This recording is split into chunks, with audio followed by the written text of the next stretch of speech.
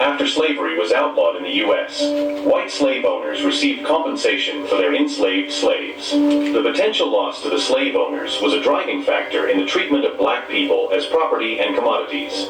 The Compensated Emancipation Act was thus signed into law by President Abraham Lincoln. In order to help pay for the emancipation of black slaves, this act allocated $300 to every slave owner on average. But this reparation didn't take into account the brutality and horrors that the black community suffered through for almost 250 years of slavery. African American slaves lived off of food rations alone and were not paid monetary compensation despite being an integral part of the American economy and infrastructure. American reparations to the descendants of African Americans who suffered unfathomable atrocities are becoming an absolute necessity. This problem can no longer be disregarded because of its long history of obfuscation, dismissal, and neglect. Watch this video to learn why it's imperative that the United States compensate the African American descendants of those who perished as a result of slavery. Learn about the many studies and reports that have attempted to determine the fair wage for black Americans in this video. Now we can begin. American slavery dehumanized Africans and African Americans by treating them like property. Around 600,000 people were brought to the United States as slaves, making up around 5% of the 12 million Africans taken in the transatlantic slave trade that started in 1526. Including the 13 colonies that would later become the United States of America, slavery was an integral part of the early colonial era in Britain. The American plantation system relied on the forced labor of Africans to grow staple crops like cotton and tobacco. Millions of black people were enslaved and subjected to brutality and exploitation as they worked for free. Hello dear viewers, we noticed from our analytics that we are having an international community of viewers. Please tell us where you're watching from in the comments section below. With a combined worth of about $3.5 billion by 1860, or about $15 billion today, the enslaved people were the most valuable asset in the whole U.S. economy, and their contributions were crucial in establishing the U.S. as the dominant global economy. Roughly one-third of the antebellum South's population was black. Some slaveholders owned as many as 50 enslaved people, and many lived on vast plantations or small farms. An economic catastrophe in the American South occurred at the end of the 18th century due to the depleted land used for tobacco production. The abolitionist movement gained steam, and the country continued to expand westward, casting doubt on slavery's long-term viability. Uncertainty stoked a heated national debate about slavery, which in turn precipitated the devastating Civil War. Black Americans contributed greatly to the nation's wealth via forced labor, but they did not enjoy any benefits in return. Curiously, the United States government recognized the importance of reparations during that time and gave an order to provide each family with 40 acres of land and a mule, giving them a chance to become financially stable. Instead of giving black people a way to support themselves, President Andrew Johnson took a different approach after Lincoln's assassination. He revoked Field Order 15 and chose to return the land to its former slave owners. By bringing attention to racism and the lingering effects of slavery, this decision revealed the systemic injustice that permeates the United States. By compensating slave owners in nearby states for the property lost by freed individuals, the federal government effectively empowered the former slave owners of black Americans in the nation's capital and neighboring states. It was common practice in many states.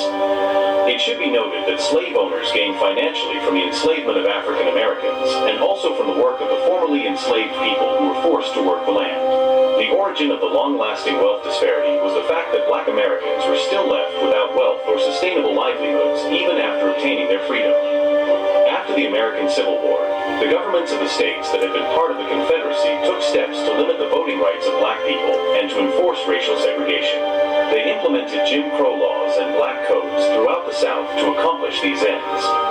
Until the Civil Rights Act of 1964 was passed, segregation and discrimination were not only tolerated but actively enforced. Segregation in public spaces, including theaters, hotels, and restaurants, as well as outright refusal of service, were examples of the legal, social, and economic forms of racism that African Americans endured. Numerous African Americans had domestic, agricultural, and urban holdings prior to the turn of the 20th century.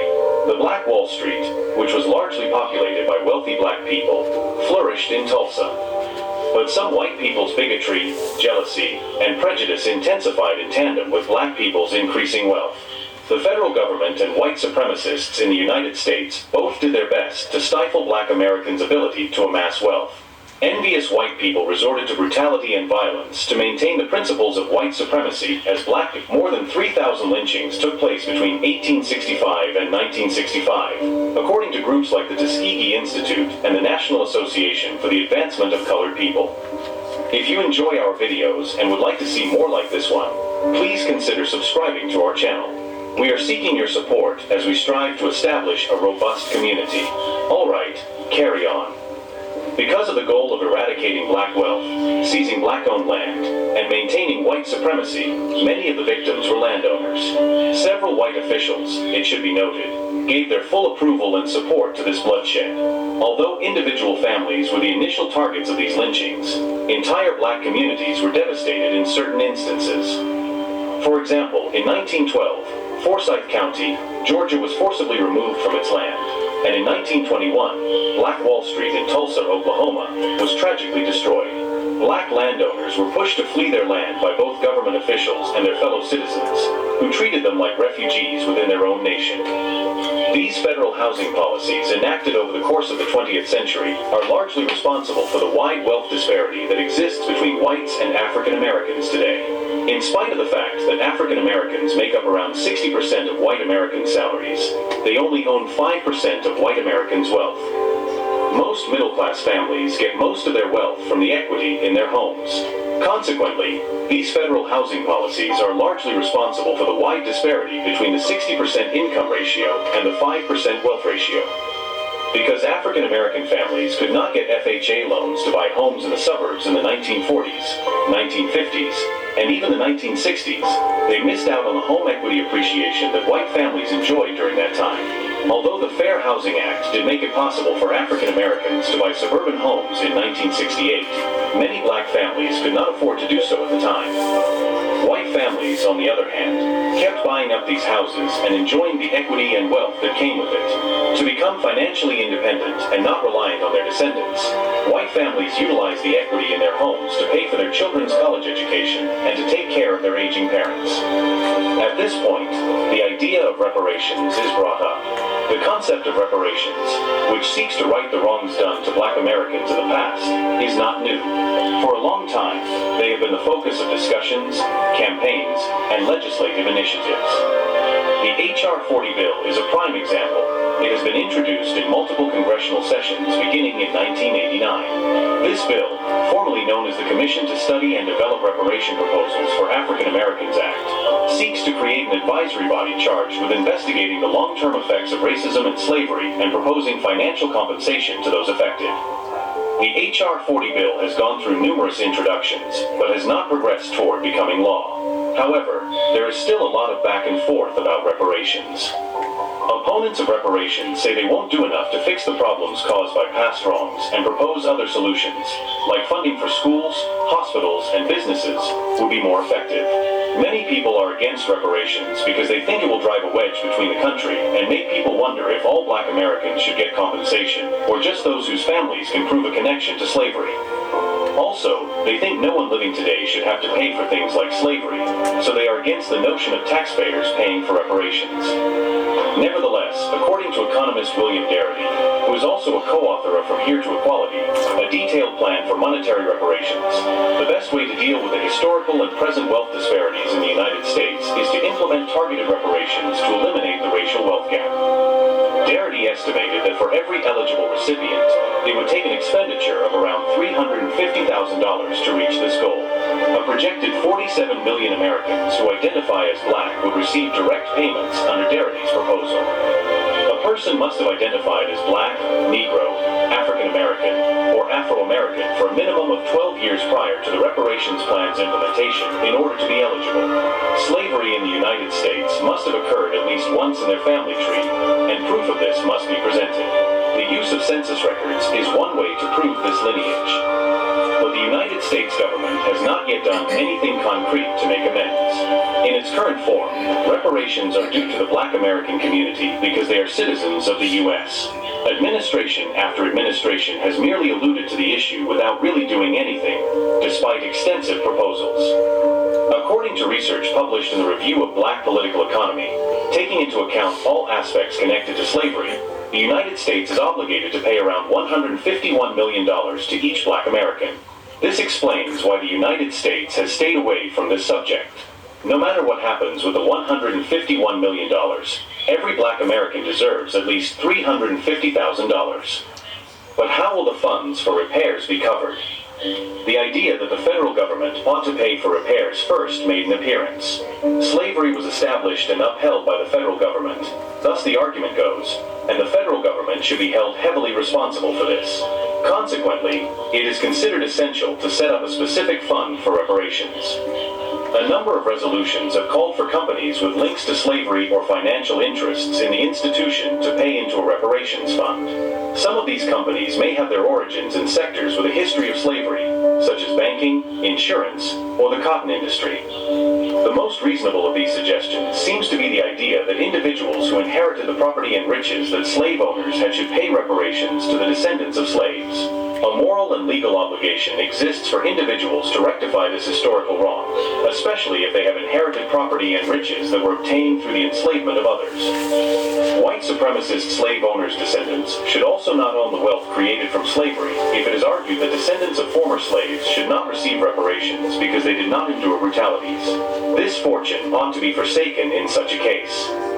The descendants of slaves, who are still confronted with systemic racism, rightfully own this wealth, both legally and ethically. Paying Black Americans reparations for slavery is a moral and legal imperative, isn't it? How likely is it that the United States will make good on its promise to pay reparations, or will it continue to skirt the issue as it has with previous problems involving African Americans? Do not be silent. We need your opinion on the matter of reparations. Do you want us to continue making videos?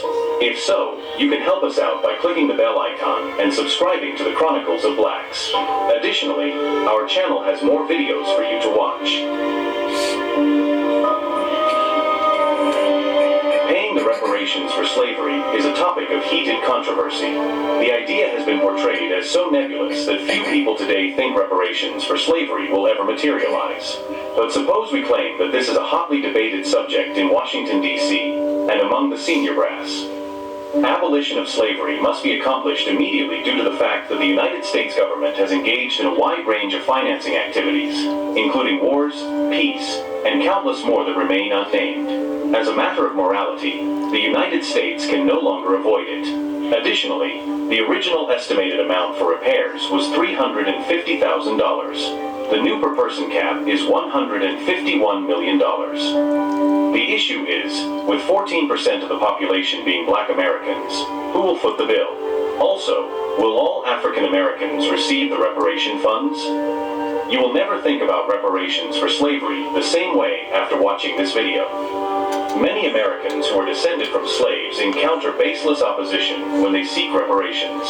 There are many who contend that reparations are unnecessary because they were not personally affected by slavery. What about people whose white supremacist ancestors left them vast fortunes and vast tracts of land, though? Step into the rich tapestry of Black history with us here at the Chronicles of Blacks. How come the descendants of white supremacists continue to reap the benefits of the wealth that slave owners accumulated if Black Americans have no claim to reparations for the wrongs done to them? The arguments against reparations are shown to be flawed by this. A number of state agencies and economists had previously proposed paying $360,000 to every African American, but it was obvious to all that this was insufficient. The United States hoped to end the generations-long obligation by paying a small amount. Currently, the sum is $151 million. This sum is enough for many, but who will foot the bill for the reparations when they eventually reach the trillions? Since no government has access to such a substantial sum, knowing this is crucial for determining its feasibility.